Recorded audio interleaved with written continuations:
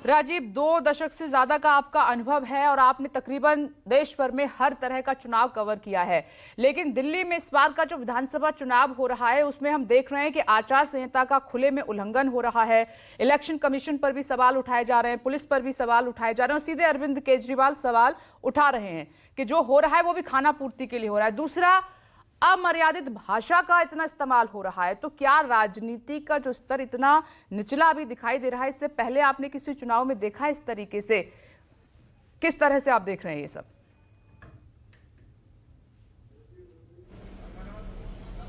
देखिए विपनेश, इस मुद्दे पर ज्यादातर पल्लवी और दिव्या ने अपनी लोगों की राय रखी दी है और बातें बताई दी है। मैं सिर्फ ये कहना चाहता हूं, मैं 2 किस्से आपको सुनाता हूं। लालजी टंडन भारतीय जनता पार्टी के उत्तर प्रदेश के नेता थे और अटल जी के बहुत करीबी थे। यानी उत्तर प्रदेश के नेताओं में सबसे करीबी अगर कोई था तो लालजी टंडन थे।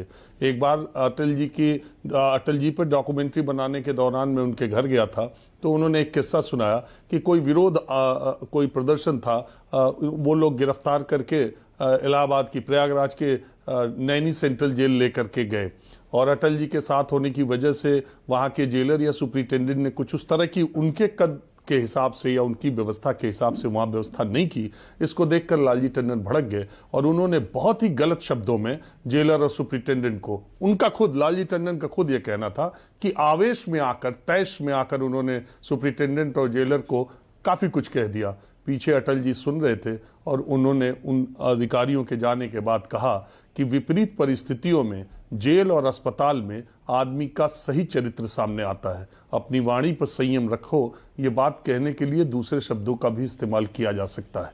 लालजी टंडन ने कहा कि उसके बाद से मैंने सार्वजनिक जगहों पर अटल जी की वो बात हमेशा मुझे याद रही। आप कल के ही मंथन कार्यक्रम में नितिन गडकरी जी आए थे, उन्होंने एक किस्सा सुनाया हमारे न्यूज़ 24 के मंथन कार्यक्रम में कि विधानसभा में कुछ ऐसा हुआ जो कि ठीक नहीं था। विपक्ष के विरोध प्रदर्शन और जो भाषाई संयम और सारी चीजों को लेके अटल जी एयरपोर्ट पर उतरे। उन्होंने नितिन गडकरी से साफ शब्दों में इस बात की शिकायत की कि क्या शब्दों से विरोध ठीक से प्रदर्शित नहीं किया जा सकता।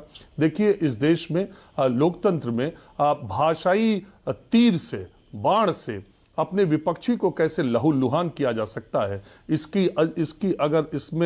इसकी महारत अगर हासिल थी तो वो भारतीय जनता पार्टी के नेता थे, जिसमें शीर्ष तौर पर अटल बिहारी वाजपेयी आते हैं, दीनदयाल उपाध्याय, श्यामा प्रसाद मुखर्जी आते हैं, सुषमा स्वराज आती हैं। लेकिन बहुत आश्चर्य की बात है, रमेश बिधूड़ी कोई सामान्य व्यक्ति नहीं है।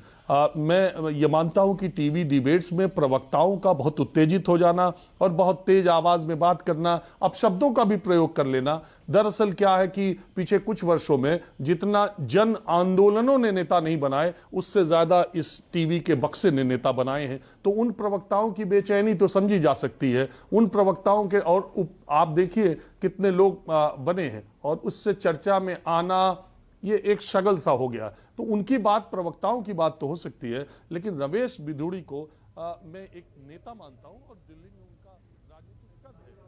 2003 में, 2008 में, 2013 में। राजीव, आते हैं आपके पास, आपकी सांसद बने। जी, बोलिए, 19 में सांसद। हाँ, बोलिए राजीव, अब हम आपको सुन पा रहे हैं, बोलिए। तो कोई व्यक्ति अगर 11 साल विधायक हो, 10 साल सांसद हो, वो साधारण नहीं हो सकता। देश के नेताओं का पॉलिटिकल कैरियर निकाल के देख लीजिए, कितने लोग लगातार पिछले 22 वर्षों से विधायक या सांसद है। रमेश बिधूड़ी का ये कद है। प्रवक्ताओं को तो चलो बेचैनी समझ में आ सकती है, वो टिकट पाना चाहते हो राज्यसभा, लोकसभा पार्टी की तरफ से बहुत आकर्षक, बहुत आक्रामक, बहुत उस तरह के जोशीले दिखाई दे तो उनकी तो बात समझ में आती है। तो आदमी 11 साल एमएलए रह चुका, 10 साल लोकसभा का सांसद, कितने लोग 10 साल लोकसभा में सांसद है। अगर उनके मुंह से ऐसी बातें आती है तो फिर वही है कि आप चुनाव जीत आप जाए, दिल जीतना बहुत जरूरी होता है। और ये बात किसी एक पार्टी के ऊपर नहीं है, चूंकि हम बात अभी रमेश बिधूड़ी ने कही इसलिए कह रहे हैं। केजरीवाल और उनकी पार्टी ने भी प्रधानमंत्री के बारे में जिन तरह का शब्दों का प्रयोग किया है वो भी, और अभी चुनाव में इस तरह से, मैं तो हमेशा ये कहता हूं, अगर नेताओं ने अपना ये रवैया, और प्रधानमंत्री और भारतीय जनता पार्टी ने भी चुनाव में जिस तरह के शब्दों का प्रयोग किया है, तो वो दिन दूर नहीं कि जब विद्यालयों में ये गाना बजता था और बच्चों को सुनाया जाता था, अब बजना बंद भी हो गया है, करीब करीब कम हो गया है। मुझे लगता है आने वाले दिनों में बंद ही हो जाएगा। जो ये गाना था कि हम लोग बचपन में थे तो हमेशा सुनते थे कि इंसाफ की डगर पे बच्चों दिखाओ चल के, ये देश है तुम्हारा, नेता तुम ही हो कल के।